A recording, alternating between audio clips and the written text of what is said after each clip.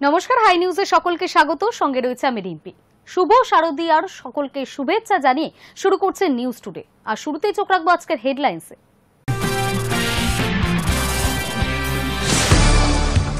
পুজোর পরে শুরু প্রাথমিক শিক্ষক নিয়োগের প্রক্রিয়া। রাজ্যের যুবক যুবতীদের কাছে পুজোর আগে মুখ্যমন্ত্রীর উপহার 13,421 চাকরি, জানিয়ে দিলেন শিক্ষামন্ত্রী ব্রাত্য বসু। চতুর্থীর রাতে ভয়াবহ দুর্ঘটনা। ঠাকুর আনতে গিয়ে দুর্ঘটনায় মৃত 3, আহত আরও 3। আহতরা চিকিৎসাধীন। শুক্রবার রাতে ঘটনাটি ঘটেছে হুগলি চন্দননগর রেল ওভারব্রিজের সামনে।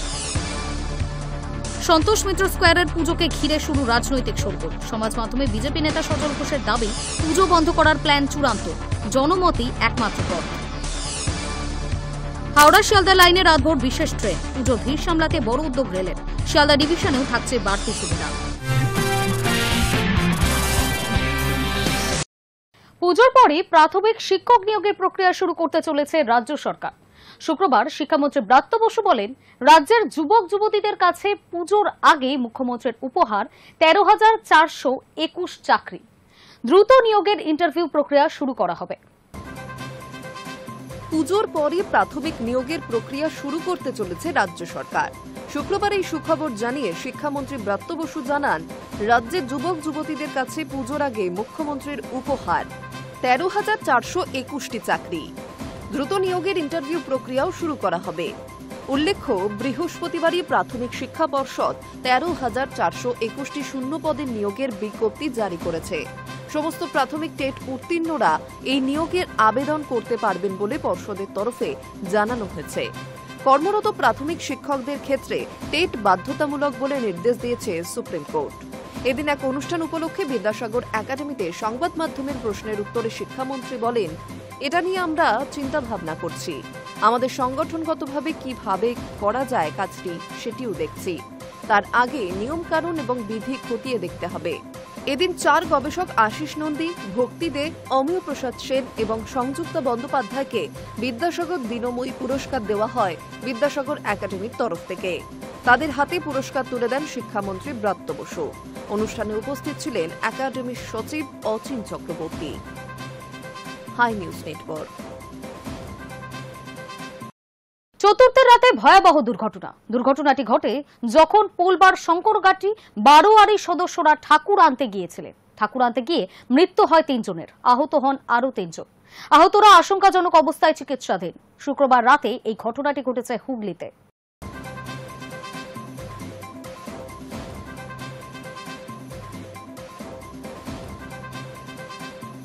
চতুর্থের রাতে ভয়াবহ দুর্ঘটনা। ঠাকুর আনতে গিয়ে মৃত্যু 3 জনের, আহত 3।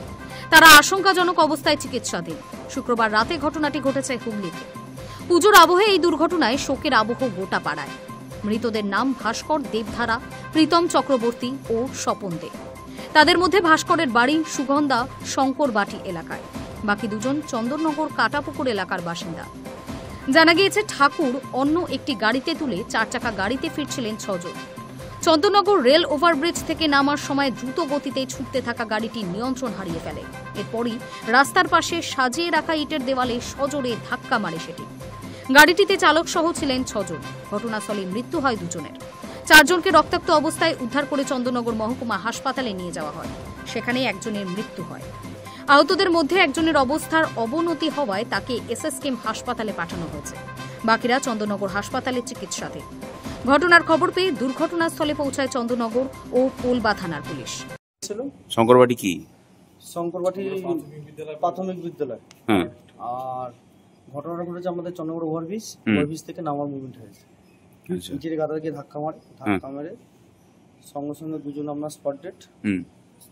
আদার্স সবাইকে এখানে নিয়ে আসা হয়। তার মধ্যে চুমির একজন আনার পরে স্পট ডেড, একজনকে কলকাতা পিজিতে ট্রান্সফার করে। আর 2 জন খুব আহত, মানে খুব সিরিয়াস পজিশন হয়ে আছে। আচ্ছা। পুলিশ সূত্রে জানা গিয়েছে, ঠাকুর আনতে গিয়েছিলেন পোলবার শঙ্করবাটি বারোয়ারির সদস্যরা। ঠাকুর অন্য গাড়িতে তুলে 6 জন সদস্য দুর্ঘটনাগ্রস্ত 4 চাকা গাড়িতেই ফিরছিলেন। ঠাকুরের গাড়ি গ্রামে পৌঁছে গেলেও ওই 6 জন ফেরেনি। বাকি সদস্যরা ফোন করতে পুলিশ ফোন তুলে জানায় দুর্ঘটনার শিকার হয়েছেন 6 জন। যার জমির সামনে ইট সাজানো ছিল তিনি জানান, গাড়িটি প্রচন্ড গতিতে এসে ধাক্কা মারে। গাড়িতে মদের বোতল পাওয়া গিয়েছে, সম্ভবত ওরা মদ্যপান করেছিল। ঘটনার তদন্তে পুলিশ। Hi news Network. Howrah Sealdah লাইনে রাতভর বিশেষ ট্রেন, পুজোর ভিড় সামলাতে বড় উদ্যোগ রেলের। শিয়ালদা ডিভিশনেও থাকছে বাড়তি সুবিধা। শহরের পুজো মানেই উপচে পড়া ভিড়, মণ্ডপে মণ্ডপে ঠাসা মানুষের ঢল সামলাতে প্রত্যেক বছরই মাথা ব্যথা বাড়ে রেল দপ্তরের। পঞ্চমী থেকে দশমী পর্যন্ত সেই ভিড়কে নিয়ন্ত্রণ করতেই বাড়তি ট্রেন চালানোর সিদ্ধান্ত নিল ইস্টার্ন রেল। এবার হাওড়া ও শিয়ালদা দুটো ডিভিশন মিলিয়েই চলবে বিশেষ লোকাল। হাওড়া ডিভিশনে পুজোর দিনগুলিতে চালানো হবে 8 জোড়া স্পেশাল ট্রেন। রাতভর বর্ধমান, ব্যান্ডেল ও তারকেশ্বর রুটে চলবে এই অতিরিক্ত ইএমইউ। হাওড়া বর্ধমান ব্যান্ডেল হয়ে যে ট্রেনগুলি ছাড়বে, হাওড়া থেকে রাত 12:45 ছাড়বে ট্রেন। বর্ধমান পৌঁছবে ভোর 3:10। ফেরার পথে বর্ধমান থেকে রাত 9:40 ছাড়বে, হাওড়া পৌঁছবে রাত 12:05। হাওড়া বর্ধমান ডানকুনি হয়ে হাওড়া থেকে রাত 1:15 ছাড়বে, ভোর 3:20 পৌঁছবে বর্ধমান। বর্ধমান থেকে রাত 10:30 ছাড়বে, হাওড়ায় পৌঁছবে রাত 12:45। হাওড়া ব্যান্ডেল হাওড়া থেকে রাত 1টায় ছাড়বে, ব্যান্ডেল পৌঁছবে রাত 2:05।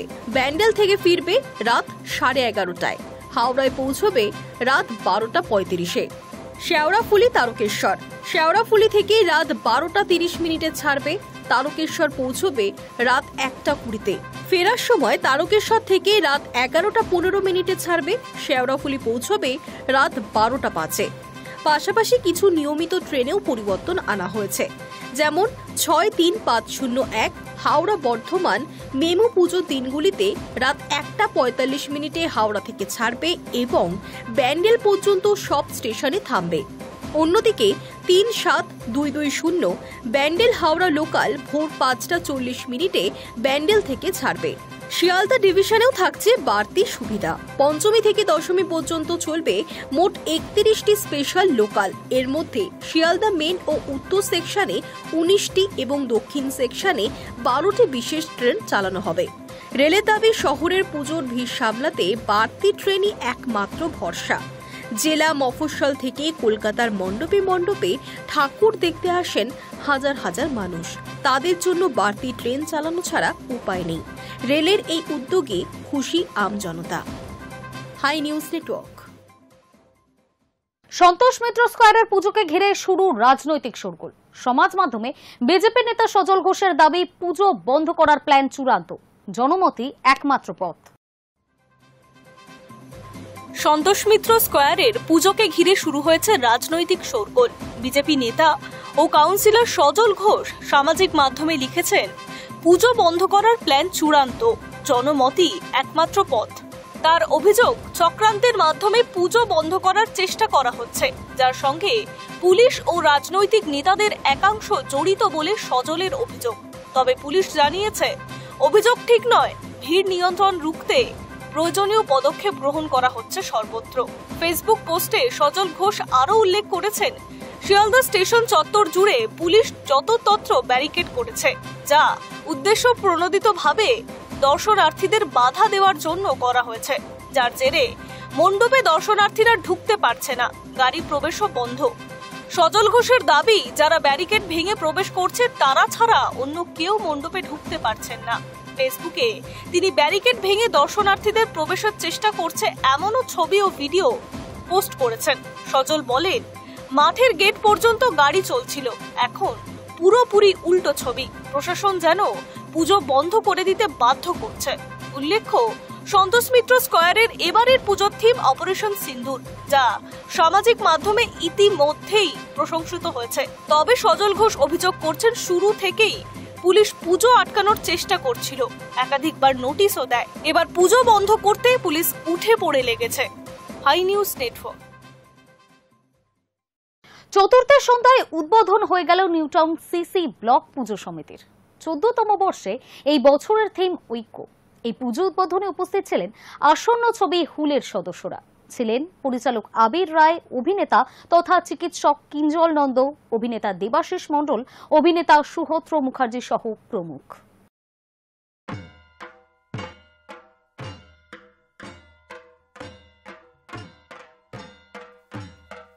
নিউটাউন সিসি ব্লক পূজা সমিতি 2019 থেকে একটি রেজিস্টার্ড সংগঠন হিসেবে পথ চলা শুরু করে। তাদের পরিচালনায় ব্লকের 14তম বর্ষে দুর্গোৎসবে এবার থিমের ছোঁয়া। থিমের নাম ঐক্য। মূল কথা, ভারত সব ধর্ম বর্ণের মানুষের মিলনস্থল, ঐক্যের দেশ, সমন্বয়ের দেশ। মণ্ডপে বাজবে লালনের গান, থাকবেন রবীন্দ্রনাথ, নজরুল, ফুটিয়ে তোলা হবে বাংলার সমন্বয়কামী সংস্কৃতিকেও। এদিনেই পুজো উদ্বোধনে উপস্থিত ছিল আসন্ন ছবি হুলের সদস্যরা। ছিলেন পরিচালক আবির রায়, অভিনেতা তথা চিকিৎসক কিঞ্জল নন্দ, অভিনেতা দেবাশিস মণ্ডল, অভিনেতা সুহত্র মুখার্জি সহ প্রমুখ। এছাড়াও উপস্থিত ছিলেন প্রসার ভারতীর প্রাক্তন সিইও তথা রাজ্যসভার প্রাক্তন সদস্য জহর সরকার। এই হুল বিদ্রোহের সূচনা হয় 1855 সালে 30শে জুন পশ্চিমবঙ্গের মুর্শিদাবাদ ও বিহারের ভাগলপুর জেলায়। ইংরেজ আমলে স্থানীয় জমিদার, মহাজন ও ইংরেজদের রাজস্ব ও কৃষি নীতির বিরুদ্ধে সাঁওতালরা ঐক্যবদ্ধভাবে আন্দোলন গড়ে তোলে। আন্দোলনের নেতৃত্ব দেয় 4 মুর্মু ভাই, সিধু, কানু, চাঁদ ও ভৈরব। এই বিদ্রোহের প্রেক্ষাপটেই তৈরি আবির রায় পরিচালিত এই হুল ছবিটি। হুল হচ্ছে হুল বিদ্রোহ নিয়ে একটা ছবি। 1855 সালে যে সাঁওতাল বিদ্রোহ হয়, হুল বিদ্রোহ নামে যেটি বিখ্যাত হয় পরবর্তীকালে, সেই হুল বিদ্রোহ নিয়ে আমাদের ছবি। প্রধান 2 বিপ্লবীর চরিত্রে, সিধু এবং কানুর চরিত্রে কিঞ্জল সিধু মুর্মুর রোল করছে এবং দেবাশিস কানু রোল করছে। এছাড়াও চন্দন সেন রয়েছেন ওদের বাবার ভূমিকায়, বুদ্ধদেব ভট্টাচার্য রয়েছেন কেনারাম ভকত বলে একটি চরিত্রে, মহেশলাল দারোগা বলে একটি খুব করাপ্ট পুলিশ অফিসারের চরিত্রে রাজা দত্ত রয়েছেন, আরও অনেক অভিনেতারা রয়েছেন, অ্যাক্লেম অভিনেতারা রয়েছে, দীপান্বিতা রক্ষিত একটি গানের দৃশ্যে রয়েছে এবং বেশ বড় স্কেপের একটা ছবি, হিস্টোরিক্যাল ছবি। আর প্রচুর অ্যাকশন রয়েছে, প্রচুর হিস্টোরিক্যাল ড্রামা রয়েছে। এই নিয়ে মোটামুটি ছবি। প্রতিকূলতার মধ্যে সবচেয়ে বড় প্রতিকূলতা ছিল ওয়েদার, তার কারণ হচ্ছে বর্ষার মধ্যে এবং হুল বিদ্রোহ কিন্তু শুরু হয় জুন মাসে। 30শে জুন হুল দিবস যেটা আমরা জানি, সেই সময় শুরু হয়, যে কারণে বর্ষাটার সাথে আমাদের সময়ের সাথে অ্যাকচুয়ালি মানে ঘটনার কালক্রম মিলে গেছে। এবং আমরা শুটিং করেওছি ঝাড়খণ্ডে, যেটা একদম ঘটনার মানে যেখান থেকে হুল বিদ্রোহ শুরু হয়েছিল সেই জায়গাটার স্কেপের সাথেও খুব মিলে গেছে। সেই জায়গাটা পাহাড়ে ঘেরা, জঙ্গলে ঘেরা, অরিজিনাল ফরেস্ট, রাত্রেবেলা সেই জঙ্গলে রাতের পর রাত শুট হচ্ছে, সেখানে সাপ, কাঁকড়া বিছে, পোকা কনস্ট্যান্ট। আর যখন তো সাঁওতালরা তো কটা জামা কাপড় পরতো না, ছোট ছোট খাটো খাটো ধুতি হতো, উপর দিকে তেমন কিছুই থাকতো না, যদিও আমরা কিছু দেওয়ার চেষ্টা করেছি আর কি। তো সেই অবস্থায় মাটিতে পড়ে যাওয়া, ফাইটস করা, মানে ওই পাথরে জমির ওপর দিয়ে স্টান্টস চলছে, ওয়ার ওয়ার কেবল ওয়ার্ক ওপর থেকে যখন ঝাঁপ মারছে, সেইগুলো আমাদের জন্য মানে যেহেতু আমরা খুব সময়ের মধ্যে ছবিটাকে র্যাপ করি, প্রায় 15 থেকে 17 দিনের মধ্যে আমরা পুরো ছবিটা র্যাপ করি এবং 2.5 ঘন্টার একটা ছবি, প্রায় 18 ঘন্টা, 20 ঘন্টা, 16 ঘন্টা এরকম আমাদের ছিল। ছবিতে সিধুর চরিত্র দেখা যাবে কিঞ্জল নন্দকে। এই চরিত্র অভিনয়ের বিভিন্ন অভিজ্ঞতা জানালেন তিনি। খুবই ভালো অভিজ্ঞতা, কারণ সত্যি কথা বলতে কি আমি আগে কখনো এরকম আউটডোর বেসিসে কাজ করিনি এবং এরকম একটা স্কেলে এরকম একটা চরিত্র, আর যে জায়গায় শুটিংটা হয়েছিল, যে প্রাকৃতিক প্রতিকূলতা আমরা পেয়েছি, কিন্তু সেটাকে আমরা শুটিংয়ের মধ্যে ইনকর্পোরেট করে যে কাজটা করেছি সেটা খুব চ্যালেঞ্জিং ছিল এবং খুব ভালো লেগেছে, খুব ভালো স্মৃতি আছে এই কাজটি। কিঞ্জল নন্দের পাশাপাশি এই ছবিতে কানুর চরিত্রে অভিনীত দেবাশিস মণ্ডলও নিজের অভিজ্ঞতা জানালেন। ভালো এক্সপিরিয়েন্স, যেটা বললাম, ওই মানে আমার কাছে এটা যে এসেছে, এটা এর জন্যই আমি সবার আগে মানে কৃতজ্ঞ। মানে ডিরেক্টর আমাদের আবির, ও যে ভেবেছে আমাকে এই চরিত্রে, তারপর রূপালেখ্য এন্টারটেনমেন্ট, ওনারা যে আমাকে এই চরিত্রে ভেবেছেন এবং এই ধরনের চরিত্র করা একটা সুযোগের মতন। মানে প্রথমত তো এদের নিয়ে ছবি সেভাবে হয়নি, আর সিধু কানুর যে অবদান, মানে ভারতের স্বাধীনতা সংগ্রামের, মানে তাদের জন্য লড়েছে ঠিকই, কিন্তু ভারতের স্বাধীনতায় প্রথম তারা স্বাধীনতা সংগ্রামী, সেই জায়গা থেকে তাদের যে অবদান এবং সেইটাই আমার কাছে খুব এক্সাইটিং ছিল। 2026-এ আসন্ন এই ছবি নিয়ে পরিচালক সহ অভিনেতাদের প্রত্যাশা অত্যন্ত দৃঢ়। এখন দেখার এই ছবি দর্শকদের কতটা নজর কাড়তে পারে। Hi news Network. এক হয়ে যাওয়া জমিদার বাড়ির আদলে নির্মিত হয়েছে বহরমপুরের মাছমারা এলাকার অমর সাথী দুর্গোৎসব কমিটির পুজো মণ্ডপ।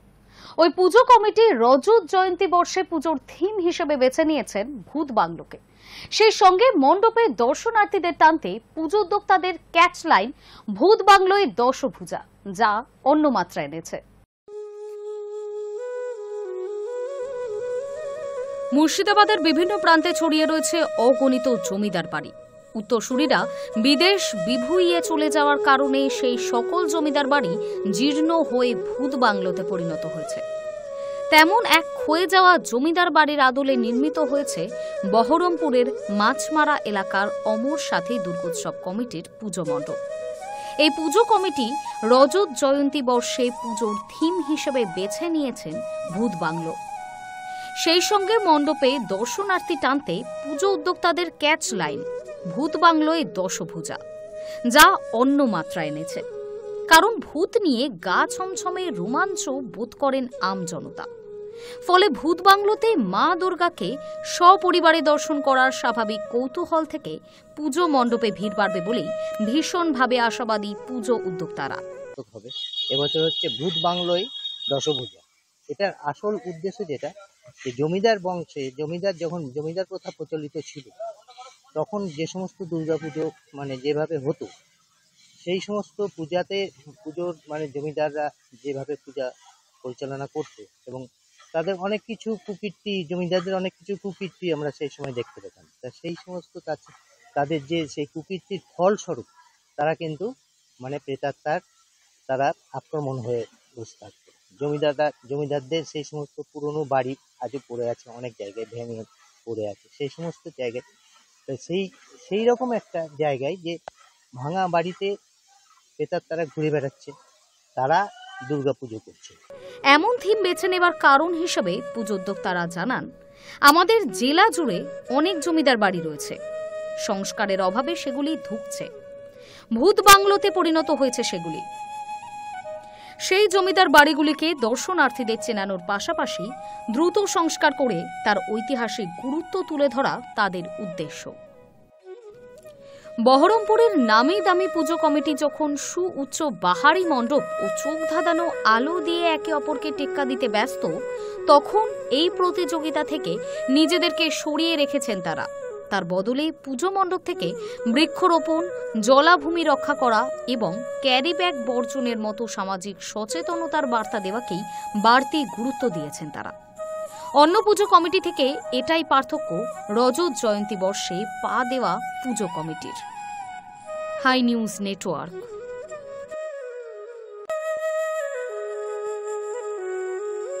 ঘাটাল শহরের কুশপাত পঞ্চপল্লী সার্বজনীন দুর্গাপুজো কমিটির এই বছরের থিম অপারেশন সিন্দুর।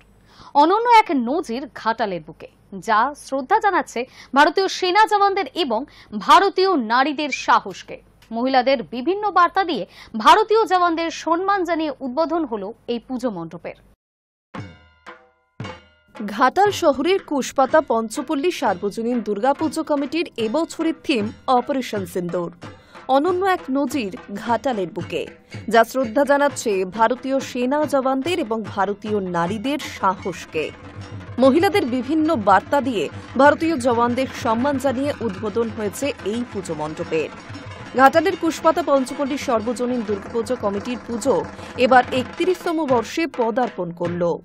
এবছরের পুজোয় তারা বেছে নিয়েছেন এই থিম, যা কেবল শিল্প নয়, গভীর আবেগ আর সময়োপযোগী জাতীয়তাবোধের সামাজিক বার্তা বহন করছে। এই থিমের পেছনে রয়েছে পেহেলগাঁওয়ে ভারতীয় পর্যটকদের সঙ্গে ঘটে যাওয়া বেদনাদায়ক ঘটনা। অতর্কিত পর্যটকদের উপর যেভাবে জঙ্গি হামলার ঘটনা ঘটেছিল, তাতে ২২ জন নিরীহ পর্যটকের প্রাণ যায়। পরিবারের সদস্য মহিলাদের সামনে তাদের স্বামীদের হত্যা করা হয়েছিল। তারপরই গোটা দেশবাসী থেকে গোটা বিশ্ব দেখেছে ভারতীয় সেনার পরাক্রম। অপারেশন সিন্দুরে মহিলা সেনা জওয়ানদের ভূমিকাও সমগ্র দেশবাসীকে গর্বিত করেছে। মহিলাদের, হিন্দু মহিলাদের সিঁদুর দেখে দেখে যেভাবে হত্যা করেছে জঙ্গিরা, এটা একটা শিউরে ওঠার মতন ঘটনা। সেই থেকেই আমাদের কিছু একটা করি, সেই উদ্দেশ্য নিয়েই ওনাদের সম্মান জানানোর জন্য। আর ভারতীয় সৈন্যবাহিনী যেভাবে তার যোগ্য জবাব দিয়েছে, যে অপারেশন সিঁদুর, সেই সিঁদুরের যে ঐতিহ্য রক্ষা করেছে, সেই হিসাবে আমাদের এবারের চিন্তা ভাবনা অপারেশন সিঁদুর। যেমন নারী এক হাতে সিঁদুর পরতেও পারে, এক হাতে তার সিঁদুর রক্ষাও করতে পারে। এই চিন্তা ভাবনাকে সামনে রেখে এই থিমের ভাবনা পুজো কমিটির উদ্যোক্তাদের। মণ্ডপ উদ্বোধনের পর থেকে ঘাটাল সহ পার্শ্ববর্তী এলাকার সাধারণ মানুষের ভিড় একেবারে চোখে পড়ার মতো। Hi news Network. আসছি আবহাওয়ার খবরের দিকে। নিম্নচাপের প্রভাবে কলকাতাতেও ভারী বৃষ্টির সম্ভাবনা তৈরি হয়েছে। দুর্গাপুজোর অন্তত দুদিন শহরে ভারী বর্ষণ হতে পারে। সেই সঙ্গে দক্ষিণবঙ্গের একাধিক জেলায় এই সতর্কতা জারি করেছে আলিপুর আবহাওয়া দফতর। বজ্রবিদ্যুৎ সহ বিক্ষিপ্ত বৃষ্টির সম্ভাবনা রয়েছে রাজ্য জুড়েই। নিম্নচাপের প্রভাবে কলকাতাতেও ভারী বৃষ্টির সম্ভাবনা তৈরি হয়েছে। দুর্গাপুজোর অন্তত দুদিন শহরে ভারী বর্ষণ হতে পারে। সেই সঙ্গে দক্ষিণবঙ্গের একাধিক জেলায় এই সতর্কতা জারি করেছে আলিপুর আবহাওয়া দপ্তর। বজ্রবিদ্যুৎ সহ বিক্ষিপ্ত বৃষ্টির সম্ভাবনা রয়েছে রাজ্য জুড়ে। শনিবার সকালে ওড়িশার উপকূল দিয়ে স্থলভাগে প্রবেশ করেছে নিম্নচাপ। ধীরে ধীরে তা আরও পশ্চিমে সরবে এবং শক্তি হারাবে। হাওয়া অফিস জানিয়েছে, উত্তর পশ্চিম বঙ্গোপসাগরের উপর যে নিম্নচাপটি ছিল তা ভোর 4:30 নাগাদ দক্ষিণ ওড়িশা এবং উত্তর অন্ধ্রপ্রদেশ উপকূল দিয়ে স্থলভাগে প্রবেশ করেছে। গত 6 ঘন্টায় তার গতিবেগ ছিল 12 কিলোমিটার প্রতি ঘন্টা। বর্তমানে তা ওড়িশার দক্ষিণ উপকূলীয় অঞ্চলে গোপালপুর থেকে 10 কিলোমিটার উত্তর পশ্চিম এবং পশ্চিম, পুরী থেকে 120 কিলোমিটার পশ্চিম দক্ষিণ পশ্চিম এবং ফুলবনি থেকে 40 কিলোমিটার দক্ষিণ দক্ষিণ পূর্বে অবস্থান করছে। আগামী 24 ঘন্টায় এই নিম্নচাপ আরও পশ্চিম দিকে সরবে এবং ছত্তিশগড়ের কাছে গিয়ে শক্তি হারাবে। শনিবার এবং রবিবার নিম্নচাপের প্রভাবে দক্ষিণবঙ্গের প্রতিটি জেলাতেই বজ্রবিদ্যুৎ সহ বৃষ্টির পূর্বাভাস রয়েছে। সঙ্গে কোথাও কোথাও ঘন্টায় 30 থেকে 40 কিলোমিটার বেগে ঝোড়ো হাওয়া বইতে পারে। 3টি জেলায় হতে পারে ভারী বৃষ্টি: দক্ষিণ 24 পরগনা, পূর্ব মেদিনীপুর এবং পশ্চিম মেদিনীপুর। সোমবার থেকে বৃষ্টি কিছুটা কমতে পারে। কলকাতায় আবার বৃষ্টি বাড়বে বুধবার থেকে। বৃহস্পতি এবং শুক্রবার হতে পারে ভারী বৃষ্টি। ওই 2 দিন কলকাতা ছাড়াও ভারী বৃষ্টির সতর্কতা রয়েছে হাওড়া, হুগলি, উত্তর 24 পরগনা, দক্ষিণ 24 পরগনা, পূর্ব মেদিনীপুর, পশ্চিম মেদিনীপুর, ঝাড়গ্রাম এবং নদিয়ায়। বাকি জেলাগুলিতে বজ্রবিদ্যুৎ সহ বৃষ্টি চলবে। ফলে পুজোর মধ্যে আবহাওয়া শুকনো থাকছে না। শনিবার এবং রবিবার পশ্চিমবঙ্গ, ওড়িশা উপকূল সংলগ্ন উত্তর এবং মধ্য বঙ্গোপসাগরে ঘন্টায় 40 থেকে 60 কিলোমিটার বেগে ঝোড়ো হাওয়া বইবে। এই 2 দিন মৎস্যজীবীদের সমুদ্রে যেতে নিষেধ করা হয়েছে। উত্তরবঙ্গেও বৃষ্টি হবে। শনিবার জলপাইগুড়ি, আলিপুরদুয়ার এবং কোচবিহারে ভারী বৃষ্টি হতে পারে। বাকি জেলাগুলিতে বজ্রবিদ্যুৎ সহ বৃষ্টির সম্ভাবনা রয়েছে। দশমী পর্যন্ত উত্তরবঙ্গের প্রায় সব জেলাতেই বিক্ষিপ্তভাবে বৃষ্টি চলবে। দশমী এবং একাদশীতে জলপাইগুড়িতে ফের ভারী বৃষ্টির সতর্কতা জারি করা হয়েছে। Hi news Network. News Today এখনকার মতো এই পর্যন্তই। নজর রাখুন হাই নিউজে, নির্ভীক, নিরপেক্ষ।